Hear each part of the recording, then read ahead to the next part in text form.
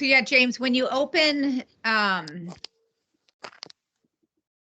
yeah, I guess it didn't track. Yeah, it didn't track mine. Well, you can just weigh in then while we're looking at it. That's fine too. Oh, it's oh yeah, it did here.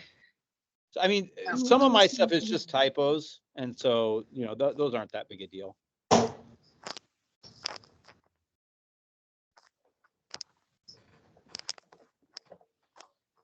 All right, well, let's get started. As I said, the first task that we have for today is coming up with the definitions.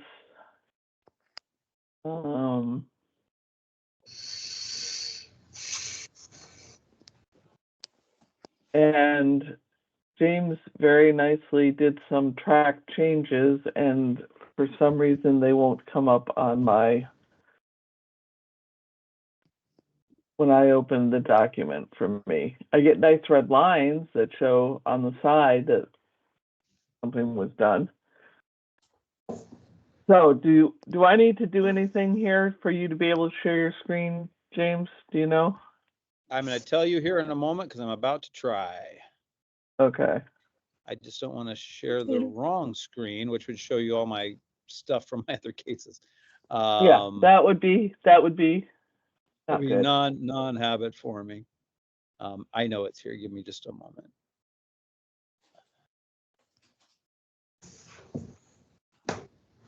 The title of that is rule definitions. Why are you not showing rule definitions? Oh, there, that's why. Okay, share. It's telling me, it says go to security and privacy, screen recording, give permission to start sharing. Good God. Same problem. I can just say what it is. I mean, we don't have to look at it. Okay, so I mean, I'm I'll go really fast through the typos because it's just second line, defense investigators do substantive work. It said so. It said requires full knowledge of court proceedings. I suggested changing that to broad, just because the court proceedings is fine, but you know, full knowledge of Oregon state law might set a little bit of a high bar. Yeah, implied, but broad knowledge I liked better. Actually, interestingly enough, the change is in here. It just doesn't show that the change the track was made. changes part. Right. Good. Yeah. So down that same paragraph, conducting field investigation, comma, I inserted writing reports, comma, photographing the crime scene. Get the report writing in there, and just stylistic, gathering records, add in and taking screenshots of it with online materials. Okay. And then one more, this is the one that I thought was kind of important, and I tried to add this into the mitigation part as well. A defense investigator's preservation of evidence is critical to trial preparation as, comma, unlike the attorney, they can testify to lay the foundation for that evidence. I think it's important to include, people get confused and even attorneys think they can do their own investigation. In the bulleted we think things, we can do it all, James. Indeed. Right, do it all. In the fact investigation section, I took off A and just started with capital F, fact investigator, plural S, focus on gathering, and I took out on the other hand in there. That's just stylistic. Okay. Then in mitigation, I actually meant the first two to be both fact investigators. Okay. Well, then we can pivot to that. That's no problem. I think most of what's in Karen's are in the other one, but I can go through and figure out if there's stuff that needs to be put from Karen's into the other definition. Yeah, the other kind of big change that I put it in the mitigation specialist was an additional sentence that says, after through records and interviews to integrate this information into the client's defense, I added this sentence: like fact investigators, mitigators preserve evidence and may testify to lay the foundation for the information that they gather, something that the attorney cannot do. Reiterating the same thing again. And that was really, that's the extent of my edits in there. Okay. So does Um, any, go ahead, okay. Karen. I'm saying, and in mine, I added under the investigators that, and I forget exactly how I put it, but that they should have a, an understanding of baseline mitigation and conduct their investigation in a sense of looking for, mitigating circumstances. Kind of I basically. love that. Erase the bright line between and embrace the kind of crossover that should happen. And then with mitigation specialist, Could you repeat that, Karen, just so I can? Yeah, I'm trying to, but like an investigator should conduct their investigation with a baseline understanding of basically baseline mitigation. I have to think exactly. I have like baseline mitigation, understand baseline mitigation investigation, and oh shit, I wish I knew exactly, but like, and conduct their investigation in a way, I mean, I saved it somewhere, in a way that they're looking out for mitigating circumstance, considering mitigating circumstances. I wonder how, because I did this and then I hit save and then it showed up on that email. And so I'm guessing it's somewhere in something. It was a really good in the sentence. Ethernet. Yeah. Yeah, like an investigator should have a baseline understanding of the mitigation investigation, and should conduct their investigation looking out for mitigating circumstances. But I'm going to find it, the exact sentence. Okay. Laura. I think I was thinking, am I on? Yep. Screening for baseline mitigation. Yeah. Kind of simplifies it in my mind. Yeah. You should be able to screen for a baseline. Yeah. Have a basic understanding and mitigation.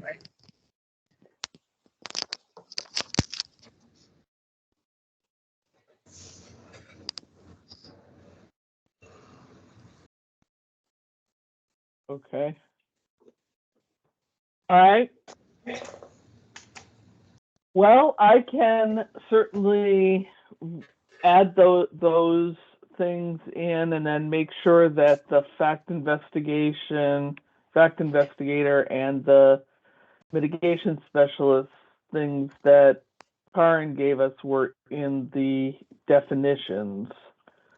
And get that out to you all. And if you can just reply, yes, no, need more changes, whatever, I'd appreciate that. Yeah, Steve. I think we need to add something in here about discovery. And I'm not going to come up with a sentence right now. This is the first time I'm reading this, and so I think when this is over, I can add my changes to it, and you can incorporate them as you see fit. But I think we have to have something saying that they have to, have the ability to go through and work with the discovery. Okay.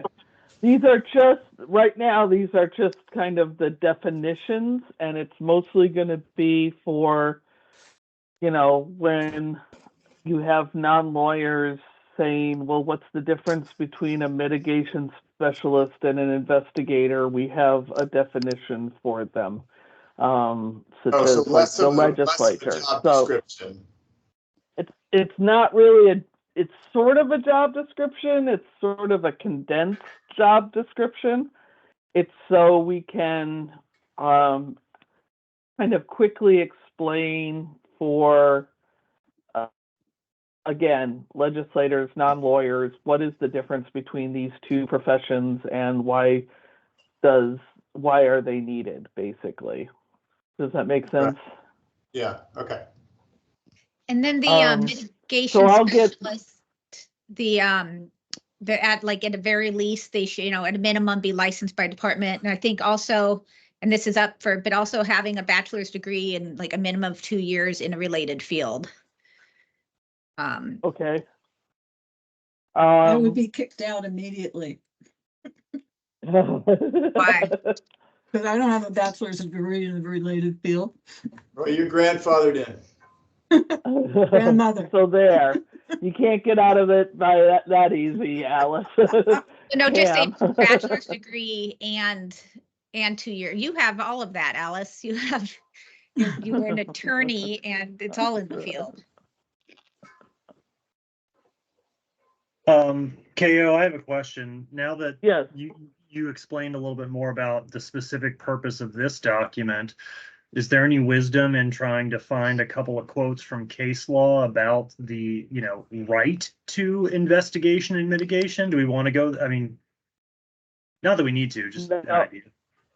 No, I don't think so in this. I mean, in the bottom of the mitigation specialist, it talks about these are the cases that we give that OPDC gives mitigation from, but mostly because I took that from the payment policy, and that was, but I can and I would probably take that out of this definition since it doesn't really make sense to have it in for the purposes that we've talked about. So, but my understanding is the definitions are to be used, so we can, when we're giving information to the legislature or to other places in terms of what do we mean by an investigator, what do we mean by a mitigation specialist, and then the other, work groups are like the case managers, social workers, interpreters, those things. So I think that what the agency is planning is to have like just definitions of each of the roles, and then these are the qualification standards for each of the roles, if that makes sense. Would it be appropriate in the definitions to include something about the recommended percentage number of investigators per attorneys? Like, there's a recommended number from, I don't remember, it's the American Bar Association or somebody. NAPD. Yeah. 3 investigators per attorney. And then there's a number that Oregon State is aiming at, which is, I think, 6-to-1. 3 attorneys for 1 investigator. That's the national standard, but to reiterate Steve's point, what OPDC has said before is either 6 or 7. Is that right, Steve? Yeah, I think it's 6. Yeah. Yeah. So I'm wondering if it's relevant to the definition to say, the federal standard that we should be aiming at is 3-to-1.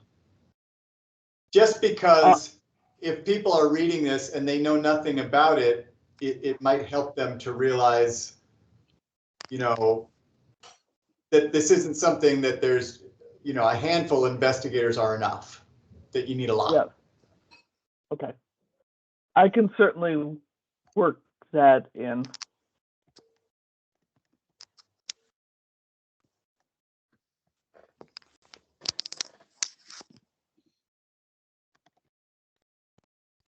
All right, any other thoughts?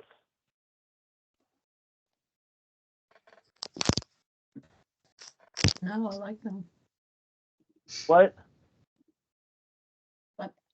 I like it, especially with the changes that came after the original document came in. You're muted, Troy. Oh, I am? Troy. You aren't, Alice. Troy He's muted. You're still muted.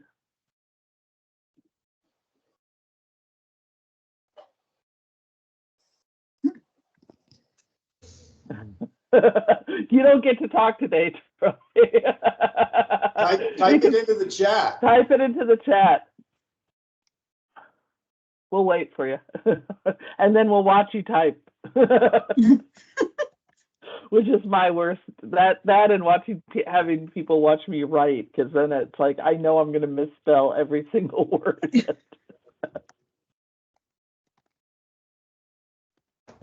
While while Troy's typing what he wants to tell us, there you go.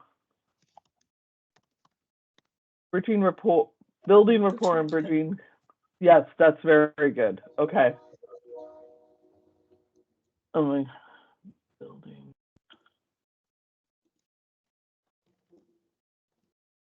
Where's the stupid chat?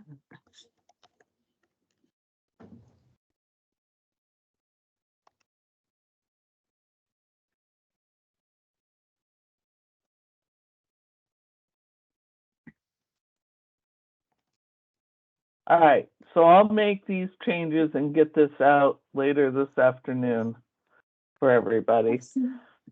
The next thing is that the qualification standards. You all were having a good discussion about things that were sort of more performance standards.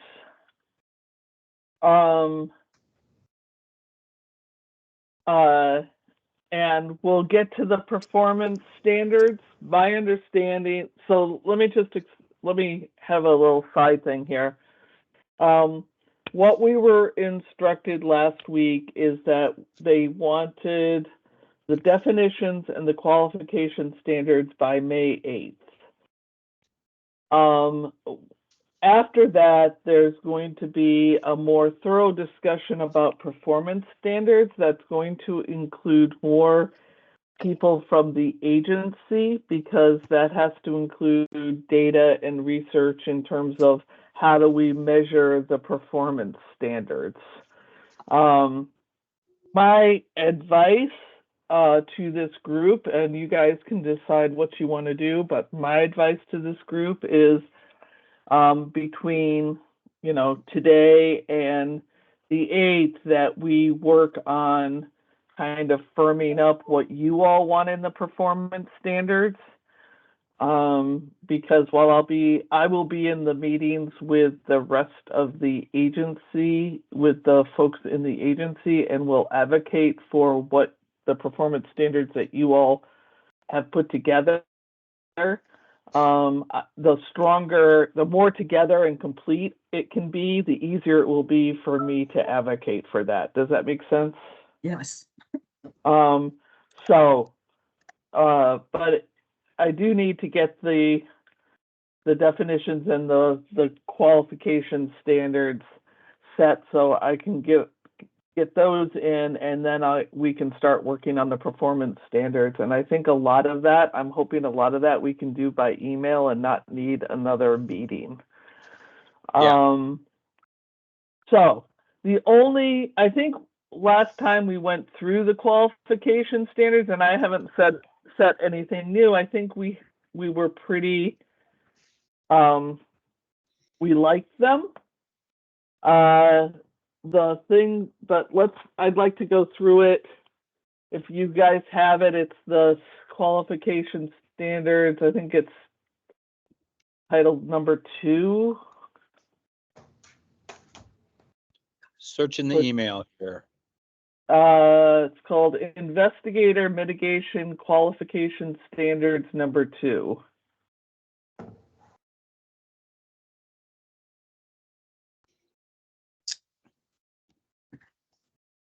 And it starts with the top line is fact investigation qualification standards.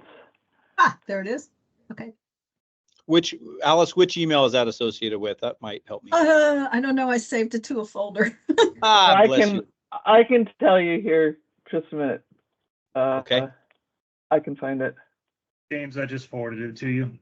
Oh, okay. Thanks, Cam. Oh, okay. Thanks, Cam. I'm lost as well. Which one is it? Okay, never mind. Let me see. Let me get into that mailbox. I can just Mine reply says all. Investigation Mitigator Qualification Standards number 2. Is that the one we're looking at? Yeah. Okay. It's in an April 23rd email at 3:07. Okay, Yes. thank you.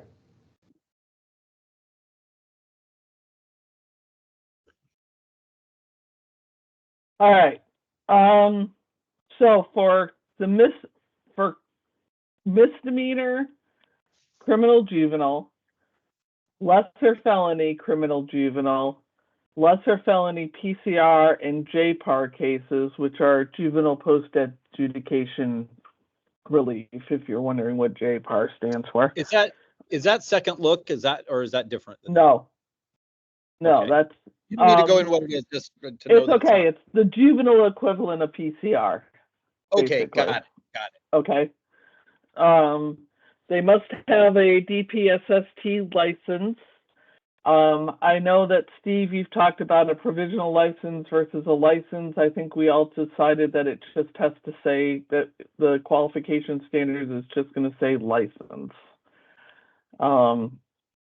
Because I whether or can- not you have a provisional, you're going to have to go through all this other stuff if you haven't been working defense. Right. If you're a new investigator with less than 1 year of criminal defense investigation or less than 15 hours of criminal defense investigation experience, you must be assigned a mentor through the OPDC investigator mentorship program and must follow the requirements of that mentorship program. We can determine in the future and I was thinking that when we got to the training part, we would look at what are the actual requirements of the mentorship program at that point in time. Yeah, James. I just have a slight bit of heartburn on this, on the 1 year or. Okay. I think that what we need to, let me just tell you what I don't want. I don't want somebody to say, I have a year because I piddled along in a year, but didn't get 1,500 hours. Okay. And so I would say, I think you need to have both. If you slam out your 1,500 hours, I still think you need to wait the year. And if you have the year, you need to have gotten the 1,500 hours within the year. All right. So with right now it says less than 1 year experience or less than 1,500 hours of criminal. Oh, that part's okay. That it's less than. Okay, I misunderstood. That's okay, probably so okay. this is like entry level folks. Yeah. It's All not right. saying you have to have those. It's saying if you fall under that. If you fall under that, you're going to get a mentor. Yep. Okay. Good. Good. Okay. Disregard what I was saying. It may come up later, but I'm okay with that right now. All right. Must submit a writing sample, or employer must certify that a writing sample was required for employment. I know some people had questions about the requirement for the writing sample. I'm not wedded to that at all. If you guys think it should be taken out, we can take it out. I don't think it's necessary. Yeah, No. Well, we heard you. I don't have to give a writing sample. I couldn't Sorry, find yeah. it. From the attorney perspective, I'm strongly in support of the requirement for a writing sample. And then as I see later, it's more of a focus on, competent writing. Because as an attorney, that is just so important. And I've had plenty of investigators where they've been around for years and I read a report and I'm like, this is atrocious writing. This is unpresentable. It's unacceptable work product. So I think there does need to be focus on that from my view. I'm definitely all in favor of good writing. I'm wondering if, how do we set the standard for entry? Because presumably during this first year when you're being mentoring, somebody's teaching you how to write a report. So what's that lowest possible standard and how do we set that? I have an idea on that. And it comes from a little bit of. Before go ahead. Start, Sorry. James. No, just a second. I just want to make one more point that I want people to think of before you talk about whatever you're going to talk about. The other thing, when somebody submits a writing sample, there needs to be somebody else looking at the writing sample saying that this is an appropriate writing sample or not. Certainly, while I think realistically it would fall on OPDC to do that because if we're qualifying people, then we would be the ones to actually look to see if there's an appropriate writing sample or not. You know, I think at this point, especially if you get somebody who's brand new, I might get like a high school paper or something, you know. Well, exactly. I mean, one of the things that's been a bug up my rear for years is reading really word salady reports from people with 40 years experience. I'm like, oh my fucking God. Excuse me. But so I think, you know, at baseline, they have to be able to string two sentences together. I don't care whether that's a recipe or what it is, as long as, you know, you know the difference between a subject and a predicate and things hang together, you know, consistently throughout, because that mentor should then be helping them learn how to write a report that's cohesive, that's split up by topics maybe, or however, you know. Okay. Yeah. So right, I have an James. idea. I have an idea on that. And the inherent problem of this, KO, as you pointed out, is who is the arbiter of what is good enough and all of that. So we'll kind of come back to that. But your point's really well taken. I think maybe either not including this in that first level, or asking for a writing sample, but not saying you have to pass a standard. You just have to give something, but then having the test to go to the next level out of misdemeanors. You have to reach that standard. As I don't care if OPDC wants to be the arbiter of that. If I were OPDC, I wouldn't want to.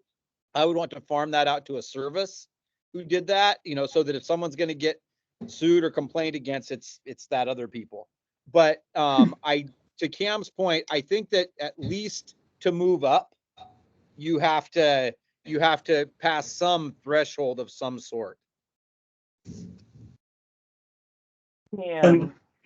I was just going to say, to follow up on that, I think it's kind of perfect to have the first requirement simply be the existence of a writing sample. It doesn't have to be something perfect and it doesn't have to be graded, but it, number one, makes a hiring employer say, I am going to check this person can string two sentences together. And it lets the applicants know this is a writing job and this is going to be an important part of what you do in the future. So like, here it is. We're letting you know ahead of time, start thinking about this. And then I think, like Troy was saying, you know, during that first year, that's a big thing that you do learn, is you learn what is a quality investigation report and how to write it. Okay. And also just a quick test of like them understanding confidentiality. If they send you a written report of a case and the person's name is actually on there and all this identifying stuff, that kind of gives a clue that they're not understanding some baseline stuff about even submitting a writing sample. Should be protecting that information. Right.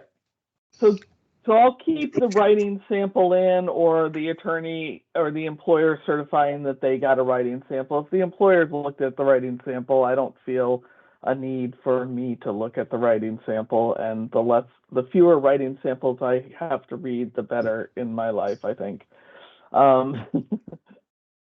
I am going to make a change from the complete the OPDC misdemeanor and lesser felony training program, and I'm going to do this all the way through, is OPDC approved misdemeanor. Yeah, and then anytime in this document, including in the mitigation folks, it says OPDC training, it's going to be changed to OPDC approved training. That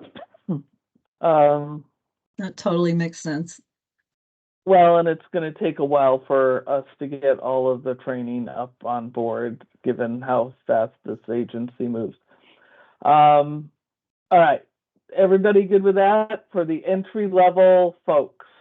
Now Yes. that means one thing that we didn't say on this is if you've got over a year of investigation experience or more than 1,500 hours, I mean, I think you just need to then have a license, submit a writing sample, and do the training.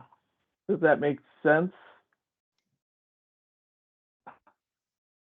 Yes, I have a little bit of Yeah. input on that. Can we say 1,500 hours of criminal defense and X number of those hours need to be in Oregon? We can say all of them have to be in Oregon, but we can. And in fact, I have no issue with that, though I can conceive someone who's really damn good coming from out of state. Right. And, and I guess let me like set this over to the side for a second.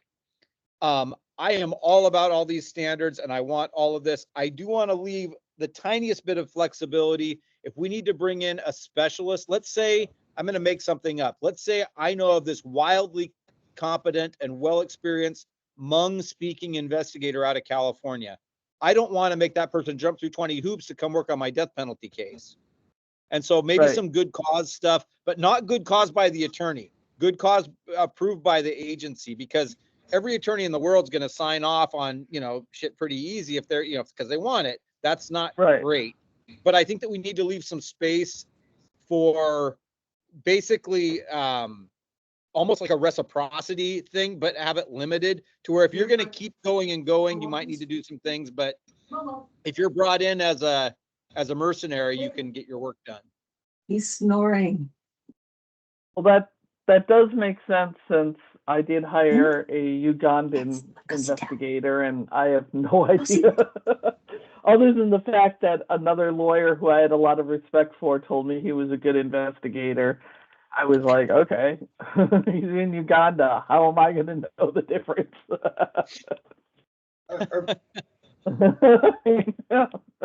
So we do need to have something in there. Let me just ask this, and then we'll get to Troy. You said that you said you wanted some of the hours for criminal defense to be in Oregon.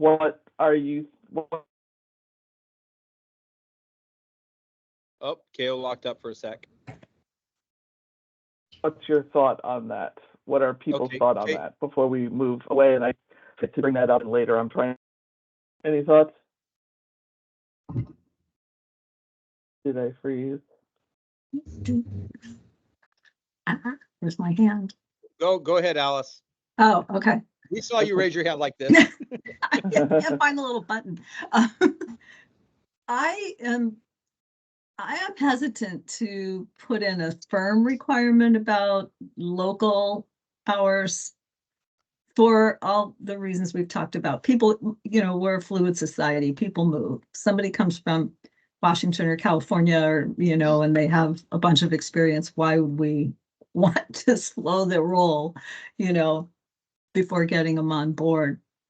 I think we could say it is preferred that a number of those hours be, in our local jurisdictions, but I wouldn't want to make it a firm requirement. Right. And they'll have to take their license test, so they'll learn some of the basics about Oregon specific law. I am forgetting that they're going to have to go through DPSST anyway in that, and which will be part of the filter. Sorry?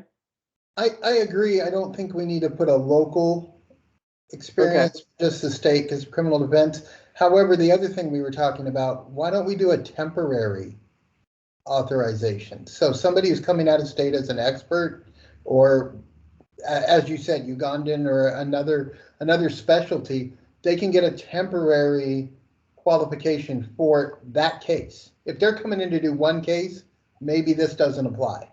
This applies to somebody who's doing this as full time, or or this is their bread and butter. I prefer not to do temporary certifications, just because that becomes messy on the data side of having, when we have a lot of temporary things, because we're, believe it or not good at going back and taking them out of the system. Then we're like, what is this person in here for? But I do think that having something that says that the OPDC can approve somebody to approve an investigator or mitigation specialist to work on a case with good cause being shown why they aren't meeting the standards or something. I'll figure out something. Does that sound good to you all? And if it's going to be more than one case, then they need to figure out, then they need to come to the agency and explain why it's going to be more than one case, and we can either make an exception or say, hey, no, you got to start doing all of this stuff. But they're going to have to go through DPST even if they're here for just one, if they're doing it in Oregon, right? Right. Mhm. So, Steve? Well, and Troy? Sorry, Troy. I'm sorry. Oh, I had my hand still up. My apologies. Okay. That was the thoughts. All right. Steve. Well, Yeah, I agree with Alice, and I guess the general way that this is going, about not making this all Oregon hours. I have to leave in about 5 minutes. Okay. So just throwing that out there as well. Thank you, Steve. Cam?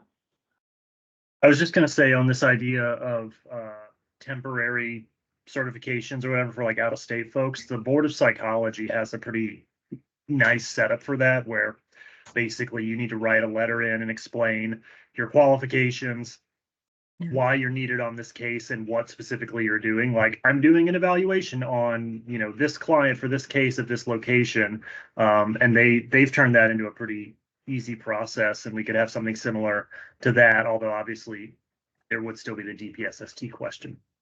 Right.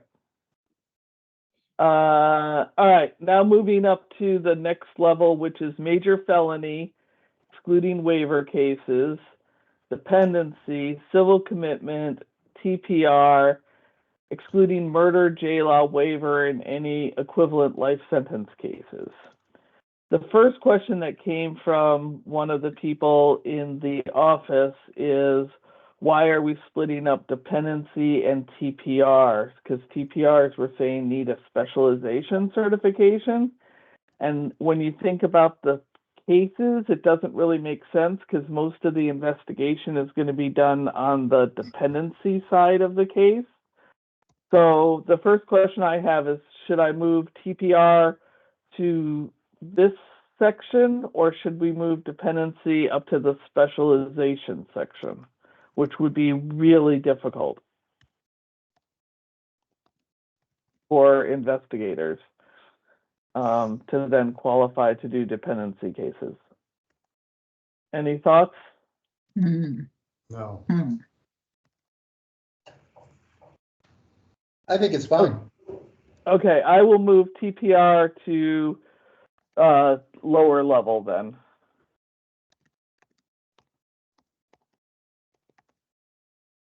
All right. Maintain a license. One quick question. Sorry. So I don't know, it's been a long time since I've done TPRs and dependencies, and so maybe things have gotten a whole lot tighter, but I could envision, at least historically, getting a TPR where there was virtually no investigation done at the dependency level. And so there it's, it's all in your lap, kind of like a capital PCR in the sense of, nobody did anything at the trial level and now you're reinventing the wheel.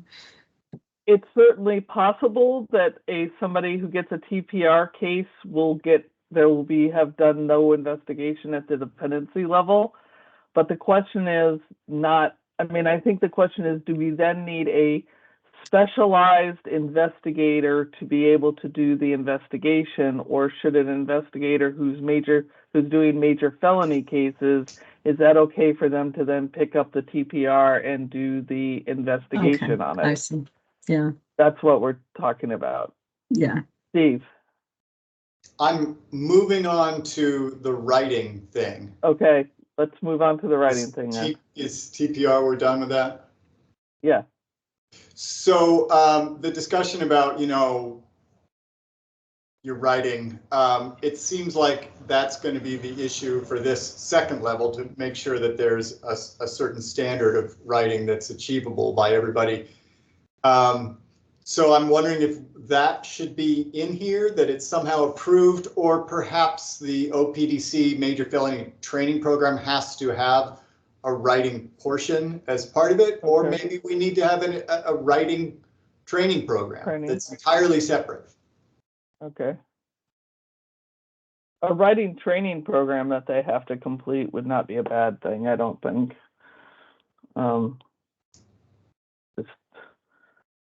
Because that can be done It could be think, virtual, it could be one day, you know, yeah. a couple hours, actually, probably an Yeah. hour. Yeah, Cam.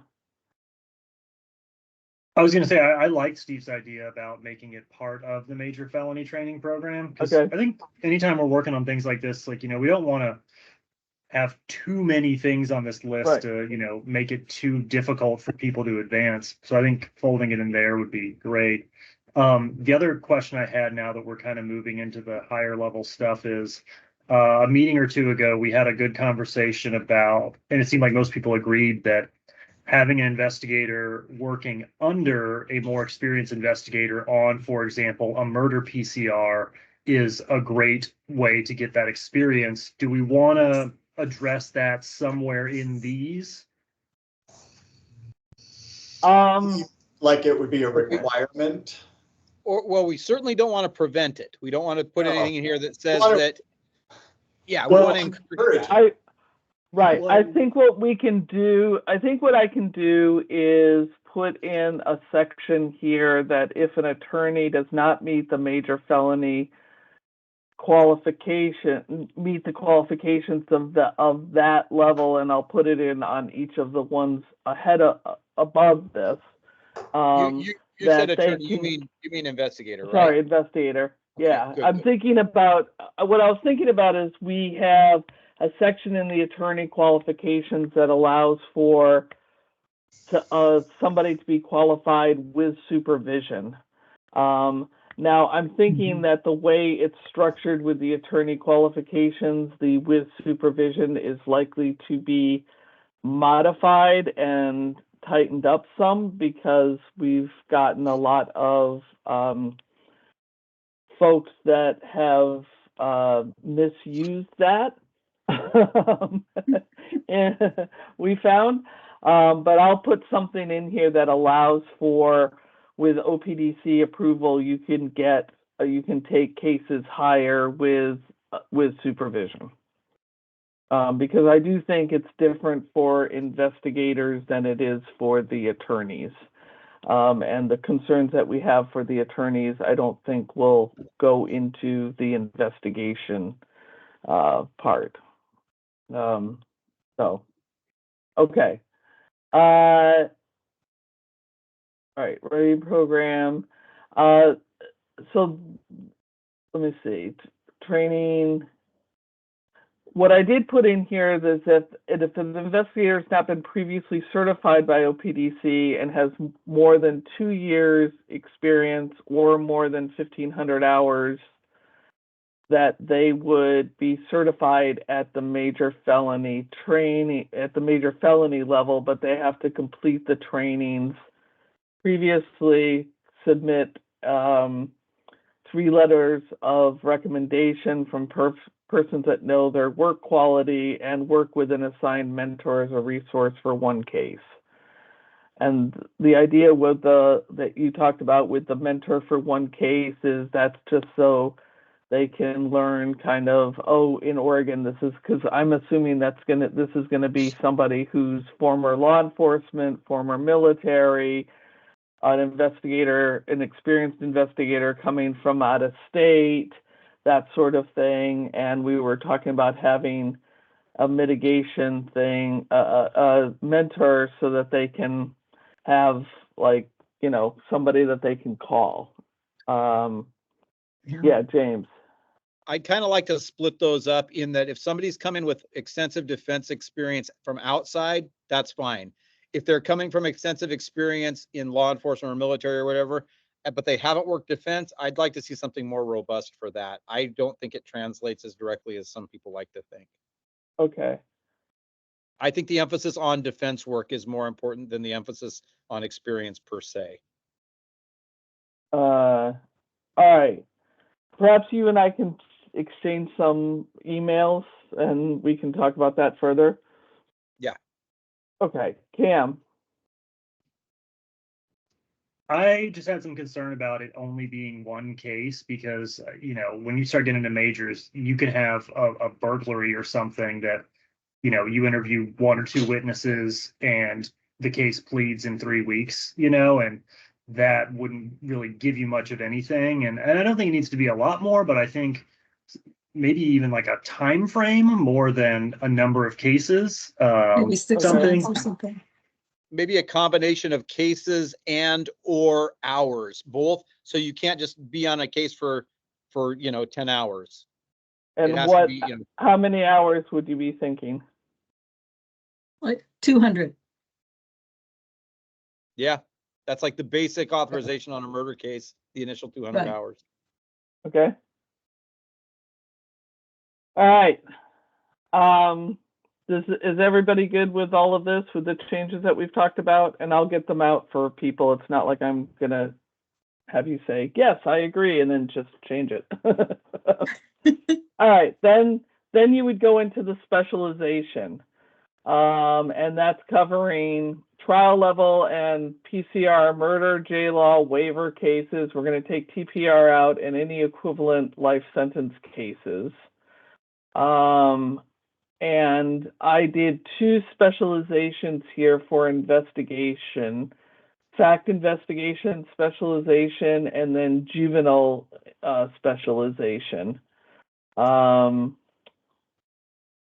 You have to apply for the mentorship program, complete all the requirements of the mentorship program, complete whatever training programs we have completed more than, and I just chose 3,000 hours, and that was just me choosing on major felonies, a public defense investigation, not criminal defense investigation, so I'm limiting it to specifically public defense.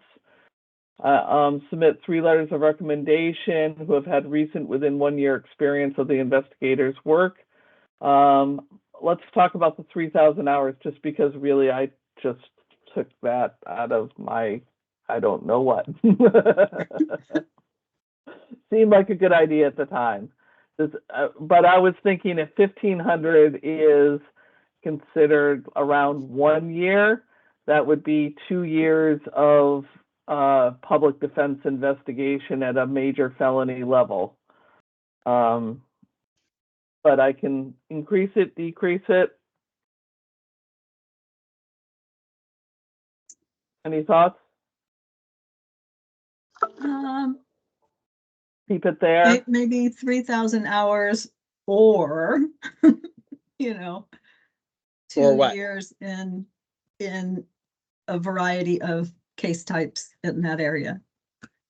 I think you got to have the hours because people can game it otherwise. I don't know. I'm not married. I'm not wedded to the 3,000, but I am pretty wedded to an hour requirement. Okay. Okay. I don't mind, and to the point, I don't mind the 3,000 hours. If we wanted to do Okay. less, we could. I think that the person, I mean, let me just, take 30 seconds. When I started, I was doing this on the side, and I was doing this, my first year isn't the same as like a first year full time. I learned a bunch. I would have learned more if I was first year full time. Right. I figured that's 2 years of full time, or, longer 3 years if you're of part or doing something. part time.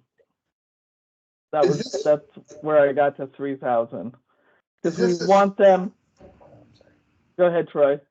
I'm sorry. I'm just jumping in. I apologize. It's okay. Is this without a mentor around? Is this for them to do it solo? Because I think that in order to get into the specialization, you have to apply for the specialization certification. You have to already have completed 3,000 hours of public defense investigation on a major felony level. They have to submit 3 letters of recommendation who have had recent within a year's experience of the investigator's work. And then you have to get approval for specialization certification from a group of investigator mentors.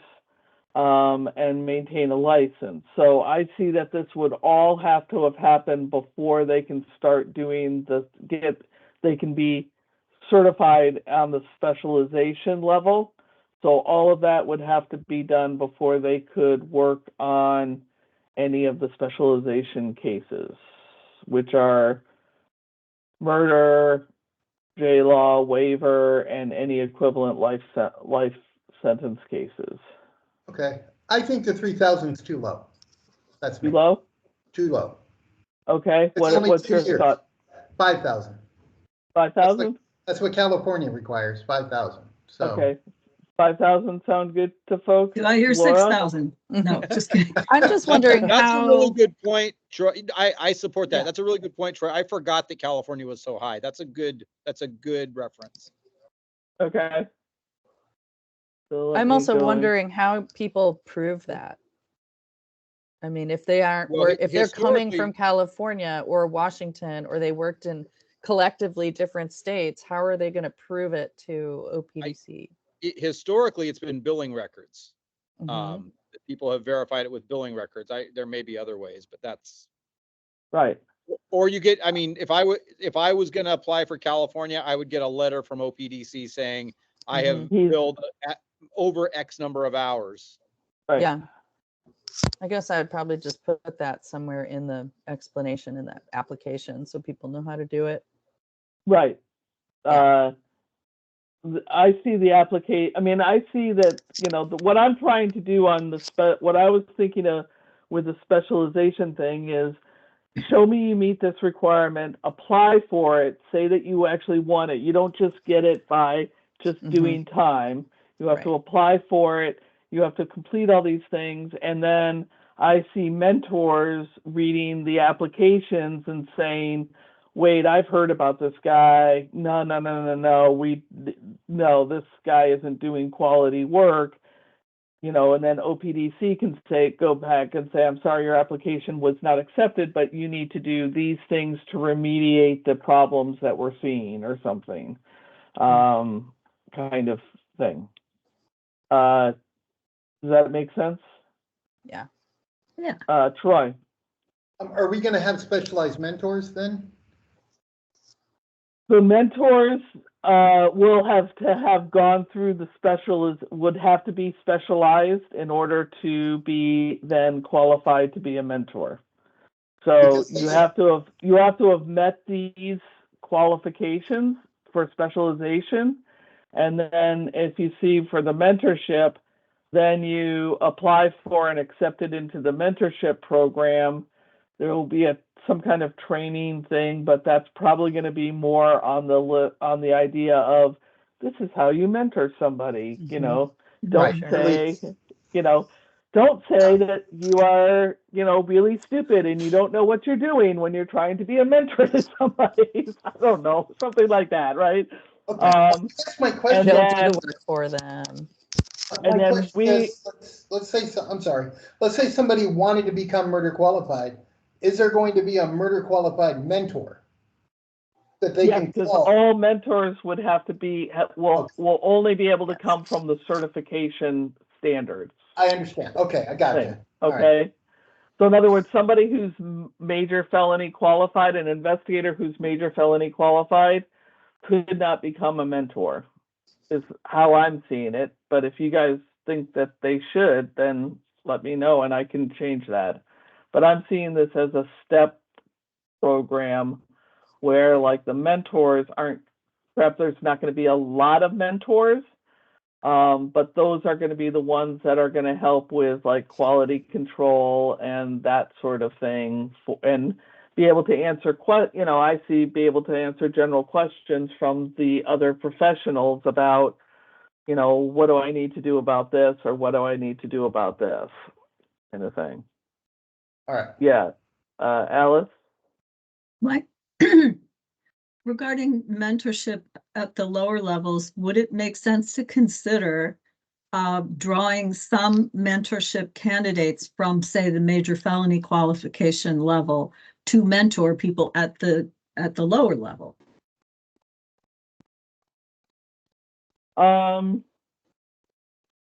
I mean, that's up to you all.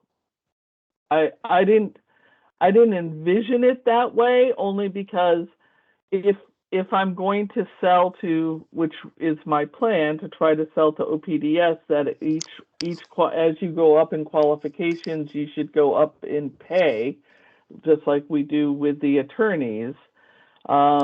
It makes it a little bit more difficult for that to be a pay structure if we're allowing people on major felony to mentor folks. I mean, that's certainly not stopping people from being mentors on a, Casual basis, kind of. casual basis, or, I know this person, I like them, and I want to help them along in their career kind of thing.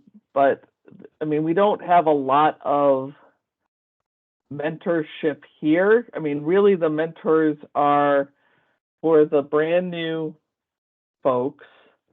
They're for anybody who's coming in just to kind of be able to get their feet wet and get somebody who can answer their Oregon related questions.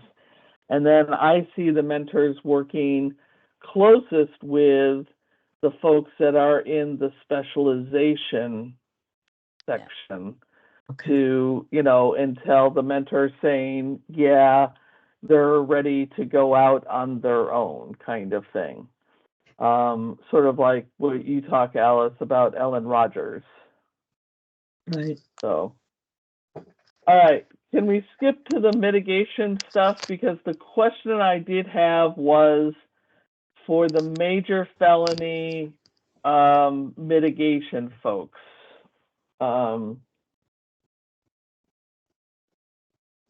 If that made sense. Now, these are folks that would be they're really doing investigation on the major felony cases. But these are people that I see saying, I'm interested in doing mitigation work. So maybe we kind of give them more, they take the trainings, they do that sort of thing, but they're sort of doing all of this they aren't really mitigation specialists per se, but they're kind of these are the mitigation specialists in training. Yeah. I think that we could use the verbiage that we've used in, a long time ago, PDS used it, just call it mitigation trainee. Okay. That's how Mm-hmm. that was used before. Okay.